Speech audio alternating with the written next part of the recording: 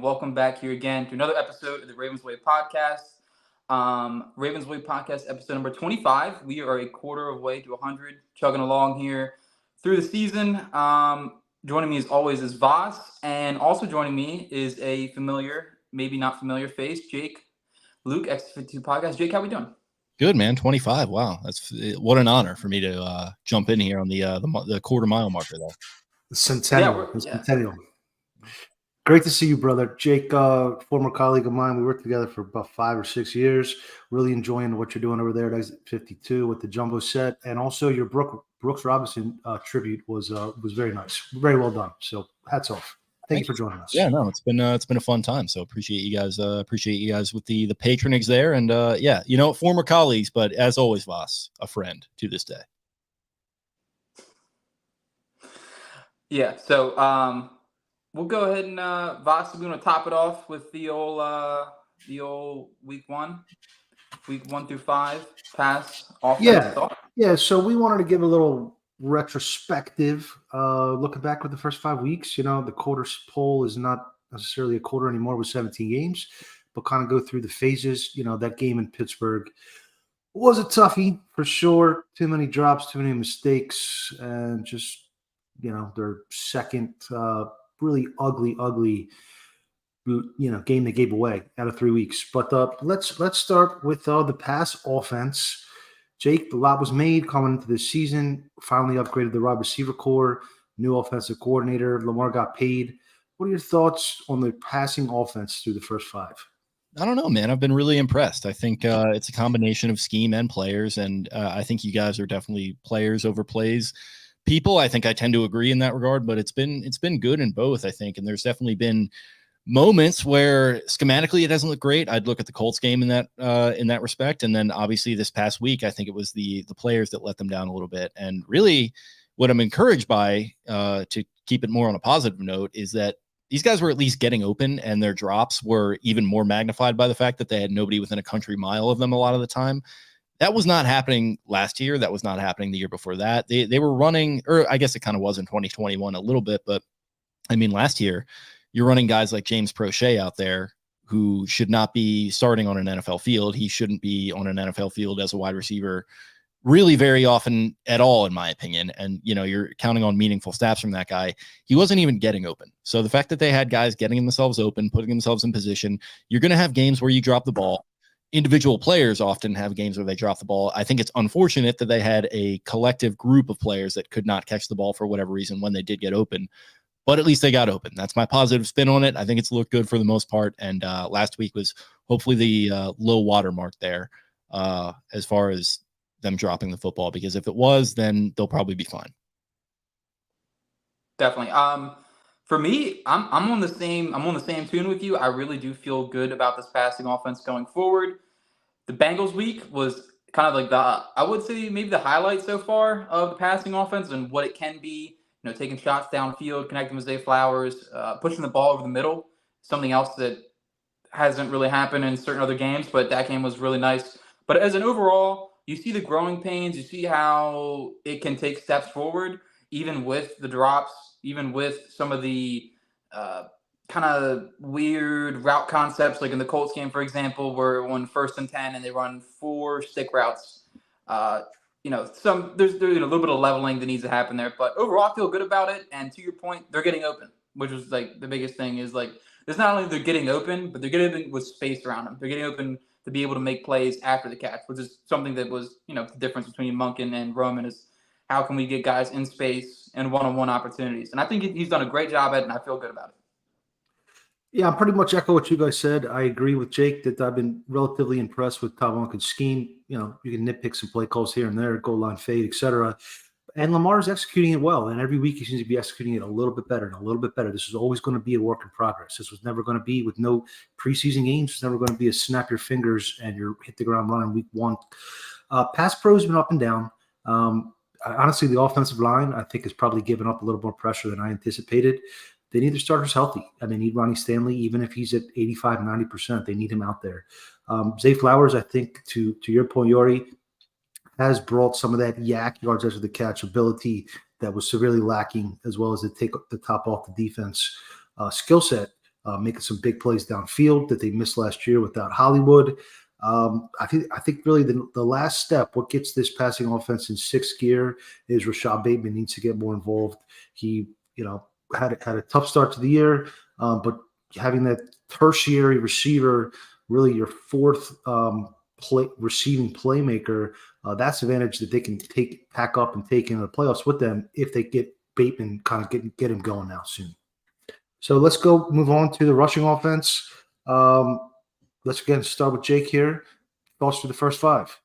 Yeah, it's been up and down, I think, and it's unfortunate that you lose Dobbins and you guys both sit there at the same time. Really threw me. I noticed that. It's like the father son situation, but yeah, no, it's been up and down, man. And losing Dobbins hurt. He looked really nice in that first game before he went down. He scored the touchdown, obviously, with the jumping over the pylon, and it's just like, oh man, this rushing attack is still going to be good. Like, well, look out, NFL. And obviously, it hasn't totally worked out that way. Like, the guys that are in there, they're doing okay. Like Gus Edwards, he's not looking like prime Gus Edwards, but he's probably looking 80%. He's chunking pretty well. Not really getting super involved in the passing game. He's looked okay in pass blocking, I think, which is underrated and nice. Justice Hill, probably their best running back, I would say. And also made some nice plays out of the backfield too. Nice hands. But it's really kind of just been those two guys for me. Melvin Gordon made a couple nice plays against Cleveland, obviously, but really it's just been that two-headed monster there of Hill and Gus. I wish it would be a little more consistent. I think that might be somewhat play call dependent. I feel like Monken can kind of get away from those guys a little bit more often than I'd like to. Particularly, Voss, you mentioned the goal line fade to Odell. It's like, what are they doing there? Just run Gus into the teeth 3 times and kick a field goal if you have to. So yeah, I don't know. I want to see them utilize more, and I want them, just like Lamar Jackson, to stop fumbling the damn football. Like, that's really been kind of the issue with this offense to an extent. It's kind of been the story of the year for them. And Justice Hill, he fumbles that one away on what looks like it was going to be a really nice play call, that one of the better screens I've ever seen called by a Ravens offense. Just gets caught from behind and fumbles it away. So protect the damn ball, get a little bit more usage out of these guys, and I'd be happier. But it's probably like a C+, B- for me right now. Yeah, I would agree with that. It definitely leaves a lot to be desired. A lot of it's been carried, at least for the first couple of weeks, with Lamar running the football more so than the backs. You haven't seen that as much in the recent weeks, especially in the red zone. I think that's something they could use, is kind of a little bit of eye candy with Lamar in the red zone. And to your point, Jake, letting Gus kind of having an edge defender freeze and letting Gus maybe walk in a little bit easier to the line of scrimmage. I think that's something I would like to see. And it's tough because you really want Gus to be used a lot, but in this scheme, it really does seem like this is more fit for someone like Justice Hill, who can make cuts easier and really stretch that wide zone and inside zone as far as they can. And obviously Keaton Mitchell coming now, fully practicing. Maybe he adds a little bit to the offense, a little wrinkle, especially in the screen game. I think that's something that would be huge. But obviously, the first couple of weeks, I'm on the same page. It's been okay. And I still think that there's a couple levels and wrinkles. Maybe getting McCard more involved in the run game, getting Andrews out there, blocking. I think everything can come together a little bit more and up that grade. I would consider the rushing offense through 5 games good enough. I think Lamar has benefited from the spread elements of the schemes, particularly in the red zone. Notably, Gus is averaging 5 yards a carry. Justice Hill's at 5.3 yards a carry. So they haven't missed JK too much. They have probably, he probably gives them that extra 5-10% upside of the high end, but it's good enough. I think it's, championship level. I think it does speak to the fact that while not a completely replaceable position and a Lamar Jackson-led offense, running backs pretty much will produce, even if the offensive line isn't at the level it has been in the last 2-3 years under Greg Roman. So we'll move on now to the passing defense. And again, we're gonna continue to give courtesy to our guest here, Jake. Through 5 games, a unit that I was very concerned about 2 months ago. I'm pleasantly surprised. How about you? Yeah, no, I agree. I think they're playing above their potential, whether it's guys signed off the street like a Ronald Darby, who's had some really nice moments. Arthur Mollett getting involved with a sack last week. He's played above his station, I think. And then to a Brandon Stevens, a guy who's kind of been bouncing around this roster a little bit. They can't find a position for him. And then he's just kind of stepping up as a boundary corner in some instances, which, that's pretty ideal for a 3rd-round pick who was a 4-star recruit running back at out of high school, or was it college? And, he's really impressed me. I think even at times before this season, I've been impressed with him as far as his coverage ability. I just felt like he was kind of an unlucky player in some instances. I feel like that's kind of starting to balance out now, and he's impressing me. And then the safeties too. You got to look at Geno Stone as a guy who is just kind of quietly like turned himself into like a rotational level player, at the very least, a starting caliber player, maybe arguably, which is really, really nice for a 6th round pick that you actually didn't even have for the entirety of his career. I think they let him go at one point. So that's been nice. Kyle Hamilton, funny enough, like he's really impressed me as a safety. It's been more around the line of scrimmage though, not as much in pass coverage. So I don't know how much weight you give to that, but overall, man, these guys are just playing above their station. And I think it's been really nice to see. Yeah, I would agree with that. I think it's a nice hand in hand with McDonald's scheme and the players that are in place. I think it goes really nicely hand in hand. You have Geno Stone. To your point, I do think he is probably a starter in this league, probably someone who may not get a $15 million a year contract, but $5 million maybe. Stevens has obviously stepped up. He's wowed me. I always thought and of course, not to talk about our relative athletic score and all that stuff, but he was a high tester. He was a good athlete coming out. And it's kind of to the point of, if you have a good coaching staff and you have good scheme, you can really kind of mold those guys and make something out of them once you put them somewhere and stick them. And that's kind of what we've been saying for a while, is stick them somewhere and let them just learn and develop. And they've been putting him outside boundary corner, and he's developed pretty nicely. To your point, Darby as well, I've been impressed. And it kind of went like, me and Voss were on the same tune earlier in the offseason. We're like, we were really thin at corner. Like, if Marlon Humphrey goes down, and he did, we're kind of like, we really think that the season might be screwed. But we flip side, and now we are like 4 deep at corner, basically, almost maybe 5 if you want to consider Mollett. Yeah. You have Humphrey, Yasin, Darby, Mollett. I'm missing one more, and I don't know. It's turning into one of Eric's moves, isn't it? Just kind of these street free agents that he just gets out of nowhere that are just plucky as hell for some reason. Yeah. He's really done well in the pass rushers in previous years, but this year with the cornerbacks as well. They're too deep. Yasin didn't even play a snap on defense against Pitt, and they didn't miss him, and he's playing well, and he was projected to be CB2. Shortly after the draft when they signed him. You guys touched on most of the guys I wanted to give flowers to. Stone, Stevens, Mollett, everybody. Darby, another guy though, I think Jadeveon Clowney has, he's doing his Matt Judon impression from, Judon's heyday when he was in Baltimore. He was one of my favorite players at the time. I believe the Ravens are 2nd in sacks, if I caught that correctly, from our little chat. I think Dan Reese posted that in our little chat. Yuri, correct me if I'm wrong there, but they're up there 3rd, and they're up there in limiting explosive plays, passing touchdowns. Humphrey got beat. That was a questionable play call, I think, with the cover 0 blitz. Pass defense has definitely been a pleasant surprise for me. The one thing I'm looking for, hope to improve upon going down the stretch into the middle of the season and towards the playoffs, got to get some more interceptions if they can. Marcus Williams, if he's able to move his left arm above his head to snag one, that would really take the pass defense from good to great. But it's, McDonald's done a masterful job of piecing that thing together, I think. What a sport this is. If he can move his left arm above his head, then that would be great. Love football. Yeah, man. Yeah. So, I think we're all pleasantly surprised by the pass defense. Run defense, pretty much to be expected, I pretty much think. Jake?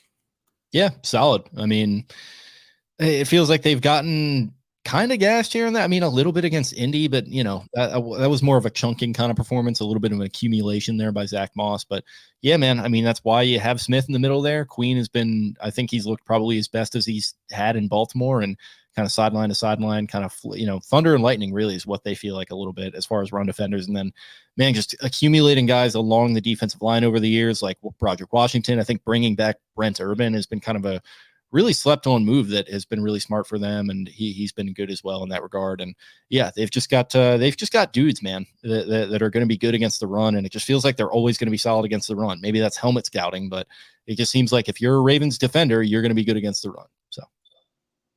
Yeah, I would agree. I would also tack on the two big nose tackles in Michael Pierce and Travis Jones. Those guys have really been kind of hogging the line of scrimmage, dominating it, whatever phrase you want to use. Those guys have really been working down the line, working in the run. Been very impressed by the leap, I guess you could say, that Travis Jones made from last year. He also had that knee sprain that kind of stunted his development a little bit. But I feel good about that. I feel good about basically all of the run defenders we have.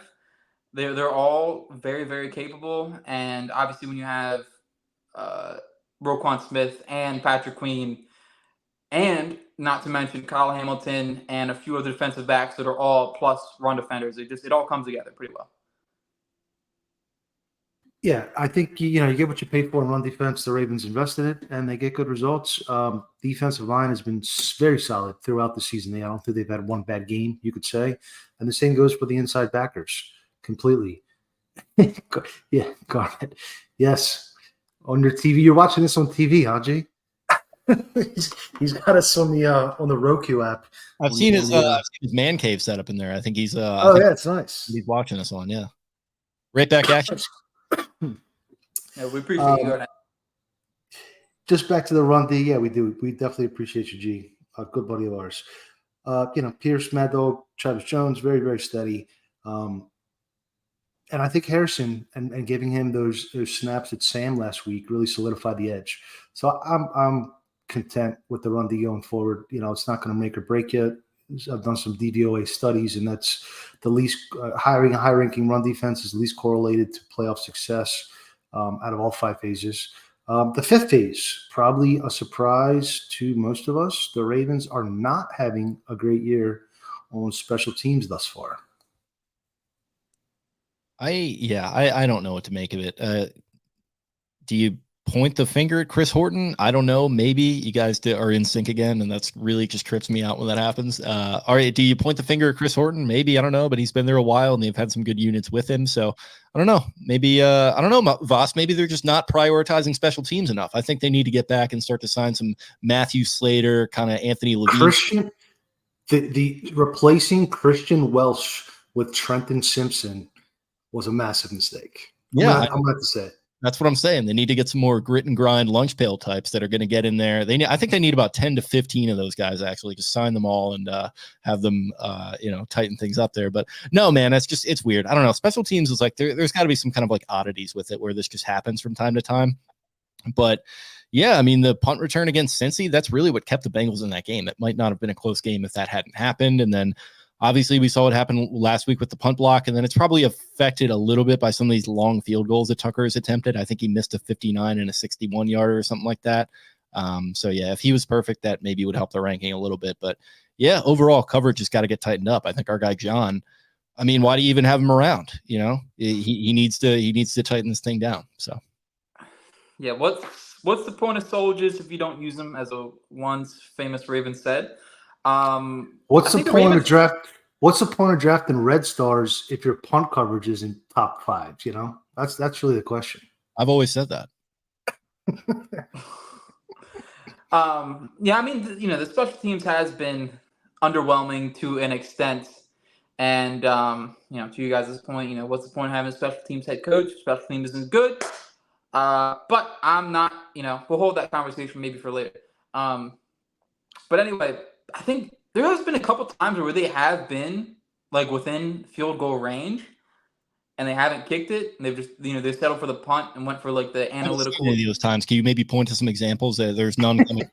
No. Yeah, so there was last week. They were at the 58-yard line. I mean, they could attempt a 50-yard field goal in Heinz Field, but obviously that's a little long for a turf field or a grass field, whatever. But there have been times. There was also the Colts game, Voss. Remember, they had not the 60-yard ones.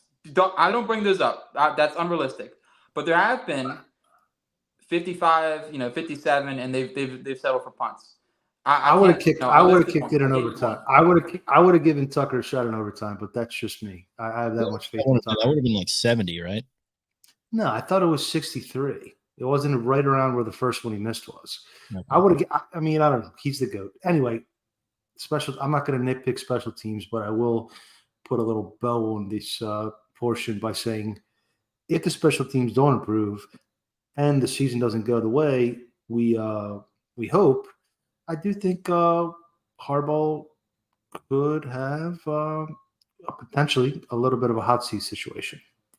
Yeah, I totally agree. Like it's the roster's here now. Like the excuses are they're kind of gone for me. Like you got all the players you need. Your quarterback stays healthy, and I get that's an assumption with the way the last couple of years have ended. But it's time to start really stepping on throats here, and we've not totally been disabused of the notion that things are going to change. So.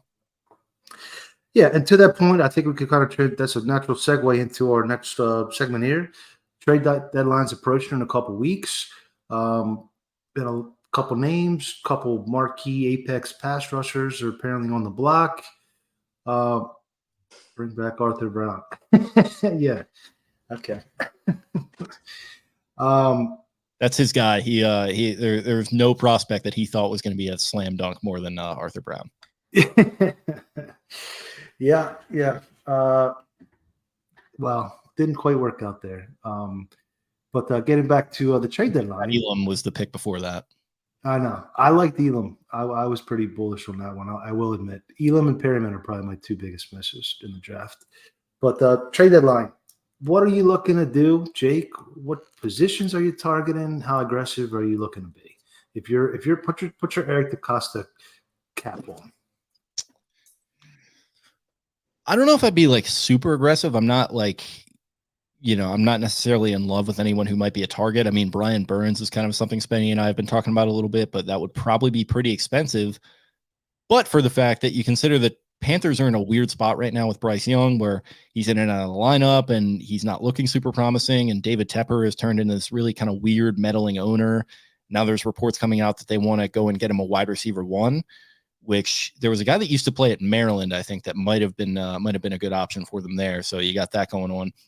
But yeah, I mean, Burns would kind of be, as Garnett's saying, that would be like kind of that all-in move. I think you would probably have to give up at least a first rounder for him.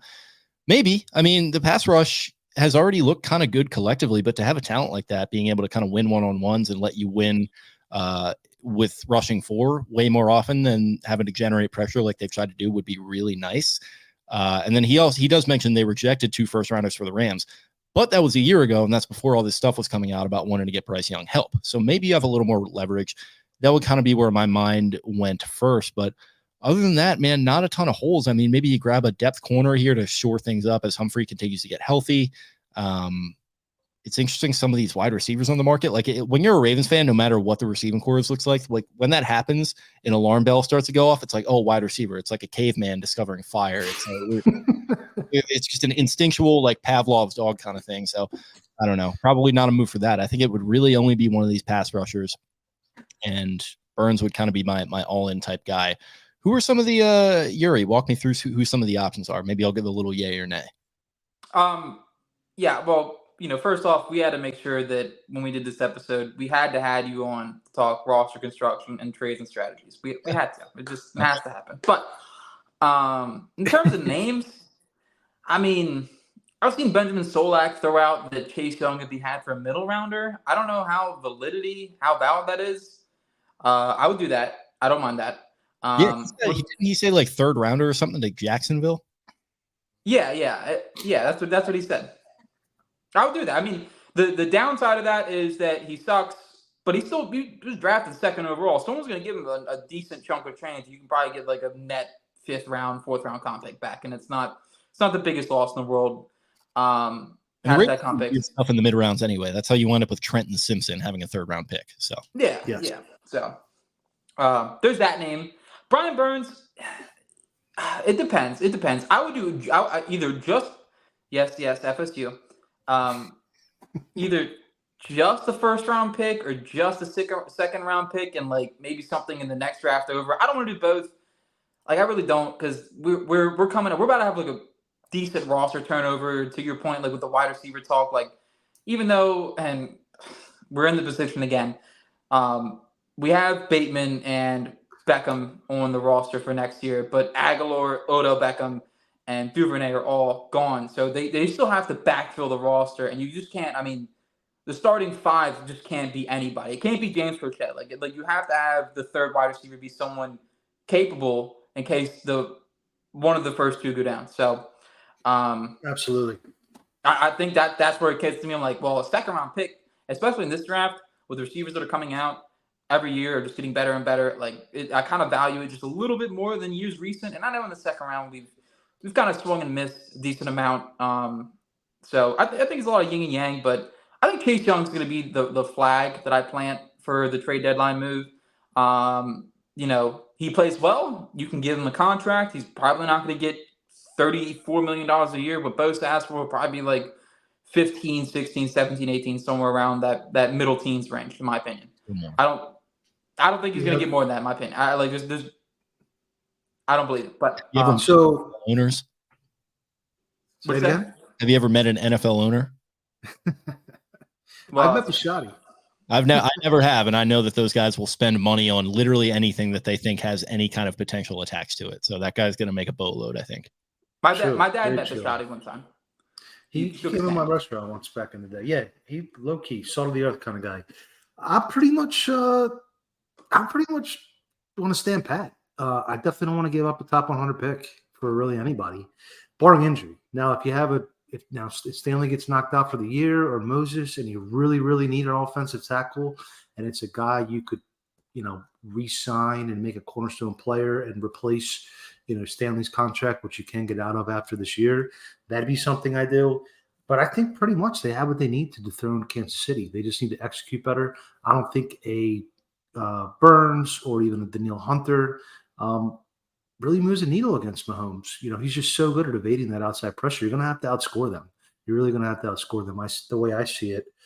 Carl Lawson of the Jets, former Bengal, used to give Ronnie Stanley trouble before Ronnie got hurt, kind of a leverage bull rusher. Apparently he hasn't even been activated the last 2 weeks after signing a lucrative contract. Depending on the numbers of that and how much the Jets would keep, and if the Ravens could get in cheap, I might be interested in that for a day 3 pick potentially. But I really think they need to hold on to these early round picks in this cap space, because you're basically looking at, you need to make some additions at offensive tackle, wide receiver, cornerback, and outside linebacker. Looking ahead to the next season, those are all premium positions that cost a lot of money. So I think you can make it a win now. You can make the win now a 4-year window. I wouldn't go all the way in balls to the wall like the Rams have done. I think you kind of want to get up into the top 5 most talented, which I believe they are now. They haven't been for the last decade, but they are this season, and stay there for about 4 years and see what kind of hardware you can put in the trophy case. And then you do the 1-year purge, veteran retool, and then you just repeat the cycle. So I wouldn't go crazy this trade deadline. I really wouldn't. Selfishly, I can't do a draft cycle without a first round pick either. That would be so boring. Yeah, exactly. Last year was already kind of boring because of all the contract stuff, and then finally that got resolved on draft day. I need an exciting draft this coming year, and that involves a first round pick for me. So let's hang on to that. Exactly. No one wants to watch draft film of some 5th round UDFA that we're trying to look at, because we don't have a first and second round pick, so we're just watching guys that are playing at Coastal Carolina. It's a double whammy. It's a double whammy where you have to trade for the guy, and then you have to sign the guy. We saw that with Roquan. Hypothetically, Roquan could have stayed with the Bears. The Ravens probably could have got him for less money because he wasn't thriving in Chicago like he did in Baltimore, and they still could have had their second round pick. To me, that's the kind of game they need to play now with a lot of these high-priced contracts on the payroll coming up. I like Garnett saying, I think we learned our lesson with not having a second round pick. Like Eric DeCosta said, I love to have my picks. I can't do without a second round pick, but I feel like he's just never had one in the past 4 years. It's a little bit of an interesting split dichotomy going on there. Let's hang on to these picks. Yeah. Keep them picks, not F them. Keep them. But I would say if there is, and I know, running back doesn't matter, whatever. If and only if Javonte Williams can be had for a 4th round pick, I would do that. Or Michael Carter from the Jets for a conditional 7th or something. I think if Keith Mitchell doesn't work out, you still have a little time to figure out if he's going to contribute or not. If not, I wouldn't mind them making just a slight move. And those guys also went to a pretty good school as well.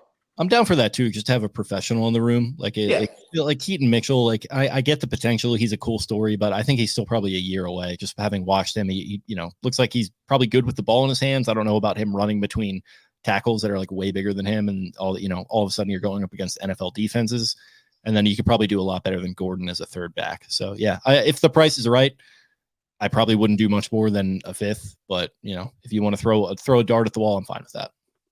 Yeah, I think that's a good call too. Your former target there, Yuri, and he'd be on our team control for next year as well on a rookie contract. So you'd have Justice Hill making what, $1.5 million, plus Keaton Mitchell on a UDFA plus a rookie contract.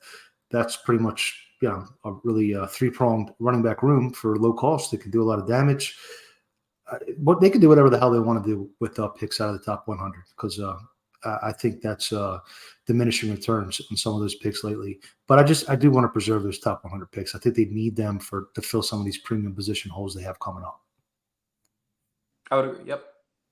So let's transition here to look ahead. The London Showdown against the a reasonable rival, one of the Ravens' biggest rivals, Tennessee Titans. Met each other in the playoffs several times over the years, several times the last half decade, several times back in the heyday of the rivalry. Ravens are favored by 4. Total set at 42. Let's go to Yuri first this time. What are you looking to see from the Ravens offense? How do you kind of see this shaking out a little bit? It's tough. It's a game in London, so it's like anything could happen theoretically, especially since it's not really a home game or an away game. It's going to be who knows what's going on down there, like how crazy the fans get in London. I think the soccer fans really do get nuts. But I think, and I was watching the Titans versus the Browns a couple weeks ago, week 3, ahead of the Browns game that we had, just kind of take a look at their offense and stuff. And the Browns scored 2 touchdowns on miscommunications from the Titans secondary. There was a Jerome Ford touchdown down the sideline, and then the Amari Cooper touchdown down the middle that we touched on during the that preview. And it's like the Titans look so unorthodox and kind of sloppy a little bit, and a lot of operational errors. It's kind of the same boat as the Ravens almost a little bit, at least with the operational errors. And like I said this last week, I'm like, there's no way in hell that we lose to the Steelers, and then we lost. So I'm going to say it again. Coming to this week, I really think that we have the better offense. Like, what skill position do the Titans have better than us? Like, it's running back, and that's it. It's just Derrick Henry, Tajay Spears, and that's it. Like, we have the better offensive line, the better tight ends, the better wide receivers.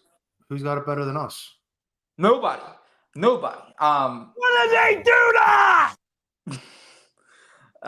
So yeah, I think the Ravens had the advantage everywhere, and they had it last week and they lost. But I'm gonna pray, that it happens and we win. Wait, who's got it better than us? Nobody. I didn't know that. I just you're telling me for the first time. I pressed the wrong one there. Sorry. Yeah. So I'm feeling good. Yeah. I think you said it pretty well. Go ahead, Jake. Give me your thoughts give us your thoughts on the offense. A little. You want to avoid one of those London debacles that they had 6 years ago. Yeah, no, I think that's going to be in the back of Harbaugh's mind. I don't think a lot of those players are left over from those days. Maybe Tucker's the only one, but that's going to be in the back of their mind, I think. And then 45-minute team meeting, and you've got some of the Queen's comments. Like I think they really took that one to heart, and well that they should have. The loss to the Steelers, like that was a bad one, man. For the reason that they're way more talented. They're more talented. They have, I think, better coaching on balance when you look at Monken versus Canada. It's just they're better overall, and they just shot themselves in the foot to the point that they don't even have a foot anymore. They shot themselves in the foot so many times in that game. And it's just one of those things where it's very easily correctable, but you just got to get in the right headspace. And I think in that meeting, they probably covered a lot of that. I think they're going to come out throwing a little bit, get this wide receiver core going, get those guys feeling themselves again. I still think it's going to be a close game. The Titans play everyone close. It's not just the Ravens. This is a Mike Vrabel thing. He gets his guys whipped up and ready. They'll play down to competition. They will play up to guys that they are not favored to beat. And there are probably still some guys on that team that still have it out for that purple bird on the helmet there. So close game I'm expecting. I think the Ravens are not going to cover this one. I think I picked them 21-20 on our podcast, which is coming out tomorrow. So yeah, I got a close win. I think you'll come out feeling a little bit more confident about this receiving core. 4-2 is a lot different than 3-3. I think they need this one, and I think they get it.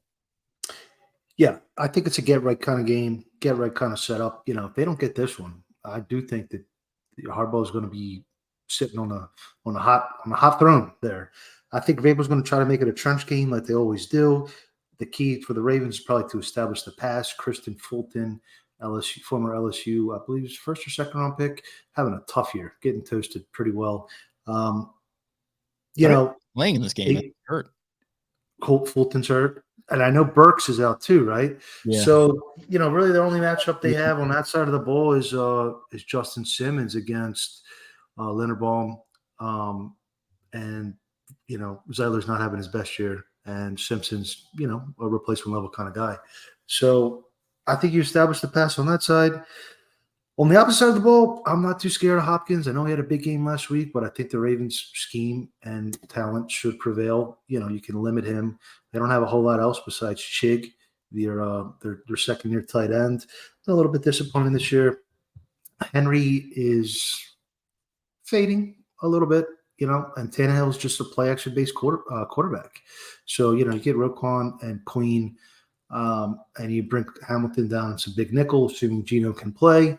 I think they should be able to really contain Tennessee's offense pretty well. And again, I definitely agree with Jake. They have the talent advantage.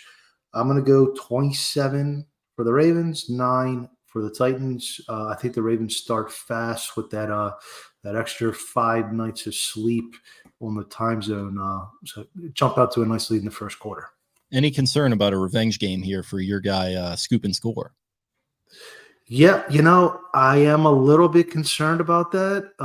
Will he block a punt or do something dirty to Trenton Simpson on punt coverage teams?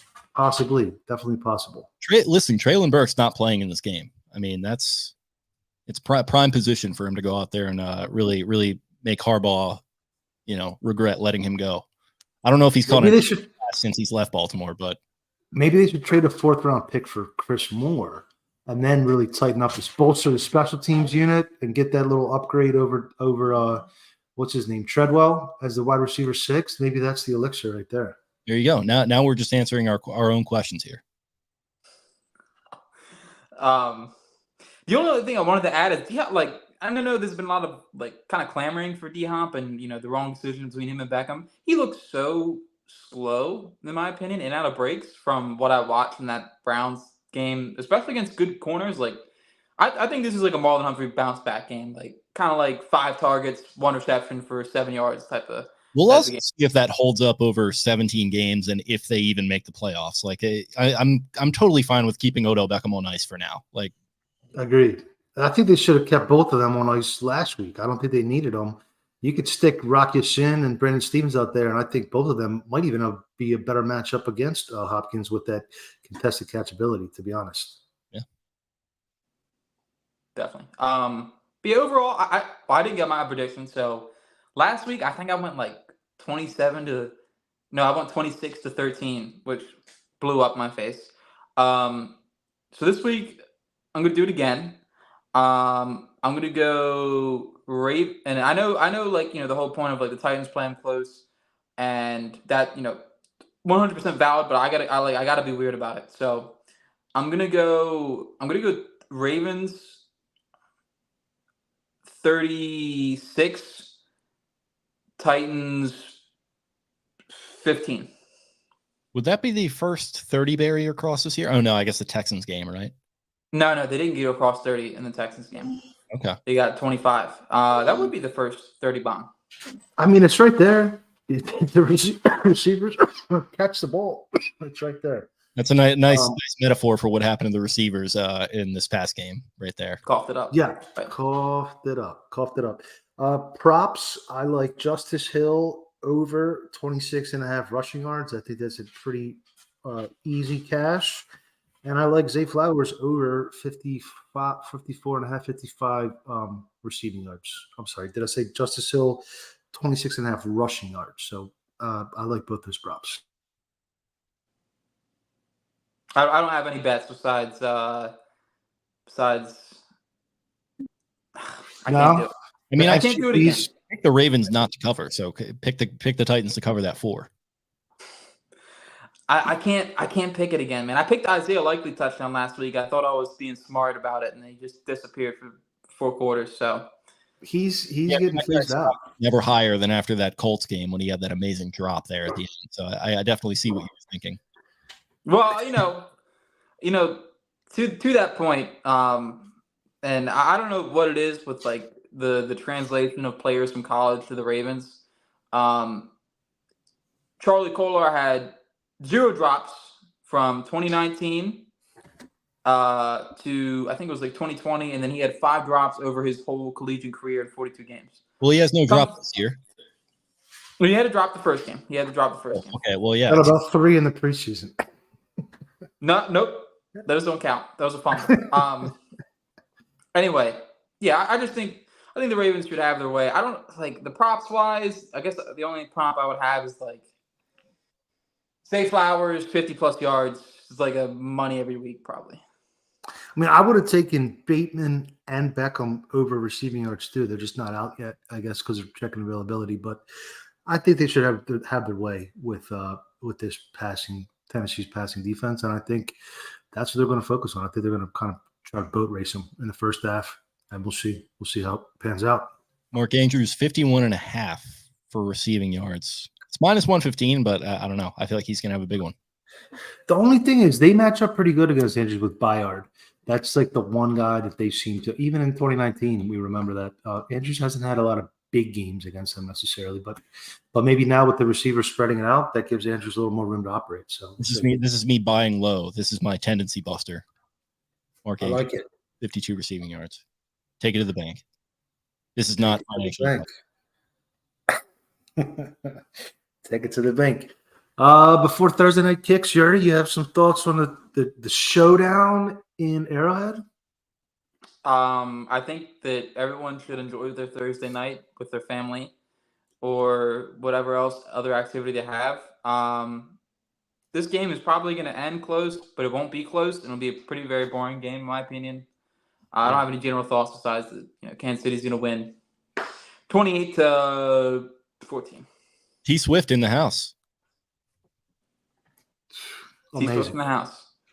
Can't wait. Then you're going to see 57 camera angles of it, and there will be 5 Travis Kelce commercials every half. What's there's the one Prime View, I think they call it.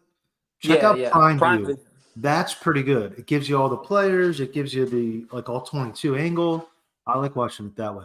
Oh, you don't like Al Michaels, at age 90 with Kirk Herbstreit, who doesn't know what he's talking about half the time? Kirk Herbstreit's talking about a college game from 2016. Yeah, back when I was playing at Ohio State, That's all he does is talk about what they did when they were in college. It's that's 7 years ago. Before we get out of here, we've been doing the upset of the week, Yuri and I, the last couple weeks. A couple games I like. Monday Night Football, I like the Chargers at home, +2 against Dallas.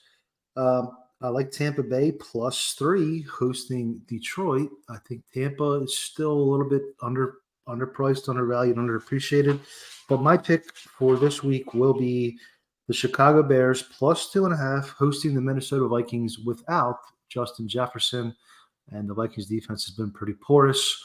Don't have a strong, that's like a 1 or 2 unit play, not a 100 unit play, but that's where I'm looking this week. Yuri? Yeah, I'm going to go with the Chargers at home on Monday night. I think that the Dallas, unfortunately, the Diggs injury is costing them a lot more than they anticipated, especially with adding Gilmore.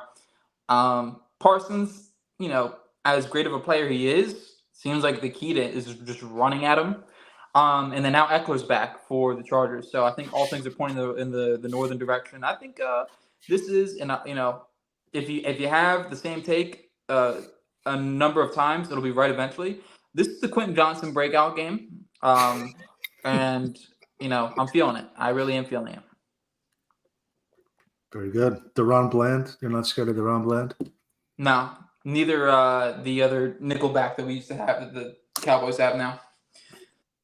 True. Jake, anything jumping out at you? Or if not, just maybe a team across the league that's kind of been impressed you so far this year? Yeah, looking right now, you got the Jets +7 at home against the Eagles. They're coming off a couple impressive performances. They actually got the W last week. Eagles, I feel like, have played down to their opponents a little bit, so maybe that's some nice plus odds there at home dog.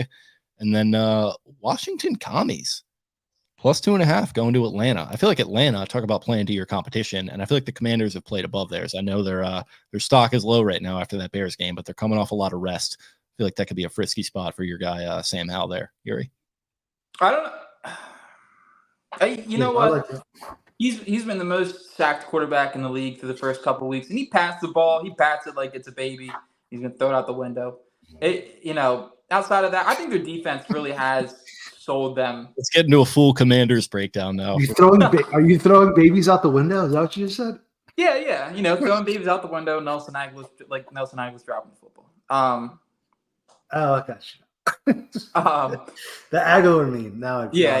There you go. I thought you were like talking about the war in the Middle East or something. I don't know what was going on. No. Hell no. Anyways, no. I mean, just to Jake's point, I have to talk on Sam Howell because I don't think I have I picked them in a couple of things throughout the first couple of weeks. Their defense, Ron Rivera. He's got to have a game where the defense shows up, or otherwise he's probably gonna get fired midseason. It's just he's a great guy, and God bless him for the surviving cancer. He's a strong dude, but you just can't let 40 points at home on a Thursday night football game. That's one of the worst. You just can't do that. It's that's all three bad things happening at once. So just for the record, my son started playing flag football this year for the first time. He's on the Commanders. And his team won week 1 25-7, and he broke up a nasty playing single high free safety deep bomb. So at least one of the Coppermine Commanders can hold it down on defense a little bit better than Rivera's. But on that note, Jake, really appreciate you joining us, brother. Let's do this again sometime. Pleasure as always, fellas. Happy to do it. Definitely. Where can the people find you, Jake? You can find me at Jake Luke. That is spelled Louque. And check us out at Exit 52 Podcast. It's on podcast platforms. It's on YouTube. Got a lot of fun stuff coming out on YouTube with some film study from our guy Spenny. And we're doing the damn thing, man. Definitely. Doing it well. Doing it very well. Appreciate you for joining us. 1,000%. Would love to do it again. And with that, appreciate everybody for joining. Garnett in the comments. Everybody else. And we will see you guys next time. Peace.